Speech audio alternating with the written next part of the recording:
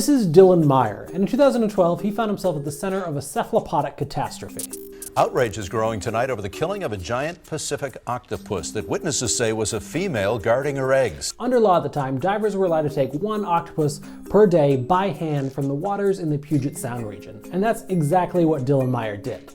Except when he did it, his family got death threats. He trained for the hunt for months, and then he swam out to a popular dive spot, dove, found an octopus, wrestled it away from its nest, brought it to the surface, tossed it in the back of his pickup truck, and cooked and ate it for dinner. Since he caught the octopus so visibly, he was demonized on social media and by the diving community as a whole, even though what he did was completely legal. This law was created to allow restaurants to continue to locally source octopus, after the banning of the awful process of factory farming octopuses. The giant Pacific octopus isn't a protected species in that region. But while Meyer's wrestling and killing of the octopus for food was completely legal, had he simply wrestled and released it for sport, it would have been completely illegal. Welcome to the lost sport of octopus wrestling. Hi, I'm Dylan, and this is Not Exactly Normal. I imagine that the concept of octopus wrestling dates back to whoever first saw an octopus and said, "Yep, I could take it." Yet one of the earliest film depictions was in 1941 in Road to Zanzibar, which features Bing Crosby attempting to wrangle a fortune out of wrestling an octopus for the stage. What's here is probably the greatest idea I ever had. Get this for a setup. We'll build a tank a little bigger than this. See, we'll dress you up like a pearl diver, a little sarong or something on you. Then you hop into the tank and you wrestle with him like you did with Bonzo the bear. Though probably the earliest reported on instance of octopus wrestling comes from October 8, 1945, and a profile on Joseph Job, a Navy man who details that in his downtime at sea, he partook in bare-handed octopus wrestling matches 20 feet underwater. Probably the first big expose on the sport was in an issue of Mechanix Illustrated from April 1949, which I have right here.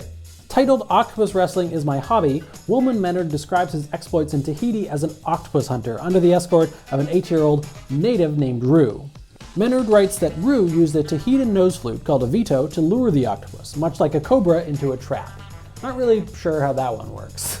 Quote, "In a split second, our spears would speed into the revolting mass. Then there would be a human-like moan, and the water would be clouded with sepia. They would then take their speared and roped octopus back to their village to eat." In another encounter, he describes a 25-foot-long octopus, which, quote, "was just too big for 2 men to handle. With spears, knives, and clubs, the entire village arrived to do battle with the octopus." He ends the article with, "Like to wrestle an octopus? I realize it sounds like a loathsome sport, but it's really more fun than hunting some poor, harmless creature. When you wrestle and kill an octopus, you're ridding the marine world of a treacherous enemy.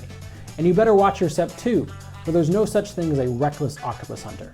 You're either careful or you're dead." That sounds like the slogan for an HBO series. 15 years later, in the February 1964 issue of True, the Man's Magazine, which I also have right here, H. Allen Smith recounts a similar tale of an octopus hunter from the 1920s. Described by Smith as the father of octopus wrestling and known only as O'Rourke, he teamed up with a man named Vanderhoven, and together they recognized that there was a shortage of octopus meat in the Southern California fish market, and a high demand by its growing Chinese population.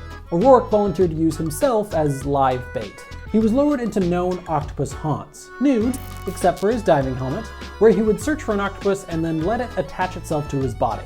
He'd pretend to struggle, which would provoke the octopus into tightening its grip, at which point he'd tug on his rope and he'd be raised out of the water. Back on the raft, Vanderhoven would delicately remove the tentacles using a scavone, a light basket-hilted sword. Very graceful. In his memoir, poet Roy Campbell recalls how he and his friends, when they were young men in the 1920s, would stage octopus fights for tourists at resorts in Isipingo, South Africa. Campbell and his friends would comb the nearby beaches until they found an octopus or two. They'd catch it, put it in a basket, and sneak it into a resort. They then drop it in a pool and scare out any swimmers. Once enough people were watching, the 4 of them would jump in and wrestle the creature. The first to catch the octopus would allow it to suction up all over his body, at which point he'd pretend to writhe and struggle, screaming something along the lines of, "Help, it's strangling me, it's sucking out all my blood." They'd release a capsule of fake blood to make it all the more frightening for the audience, and finally, and most disgustingly, they would, quote, "turn the octopus inside out by catching in one hand the flap of the aperture at the root of the feelers and pushing the head of the beast with its other fist so that it went through, as one does when unrolling a pair of socks." Though this operation requires practice and skill, it gives a sickening plop. It's disgusting. Soon, octopus wrestling would evolve into a sport rather than a hunt. Largely supported by the Puget Sound Mudsharks, a diving club which still exists today, Octopus Wrestling contests and championships began popping up. The rules are simple. Teams of 3 compete in 3 heats, with 1 alternating wrestler from each team participating in each heat. When the event starts, each wrestler dives unarmed into the water in search of an octopus. 1.5 points are awarded per pound of live octopus wrestled up to the surface and onto a scale. If you only use a snorkel instead of a tank, you get 3 points per pound. The first World Octopus Wrestling Championships was held in Puget Sound in 1957. 200 people turned up to watch, and the Portland team won, with their biggest catch being an 80-pound giant Pacific octopus. The captured octopi, or octopuses, were tagged and released or killed and eaten. The sport grew internationally by the following year, with us Canadians being represented at the championships by a British Columbia dive club. And in June, the Sydney Morning Herald in Australia reported that dozens of octopus wrestling clubs had started popping up all over their coastal cities. In 1963, the sport of octopus wrestling peaked. NBC Sports televised the World Championships, which over 5,000 people attended, and had newspaper coverage from most major outlets. But its popularity wouldn't last. By the late 60s, early 70s, as the public began to learn more about the octopus, about how smart they are and how the narrative of them attacking humans is just a tall tale spread by sailors over a century ago, the interest in octopus wrestling began to wane, and the sport itself came under criticism.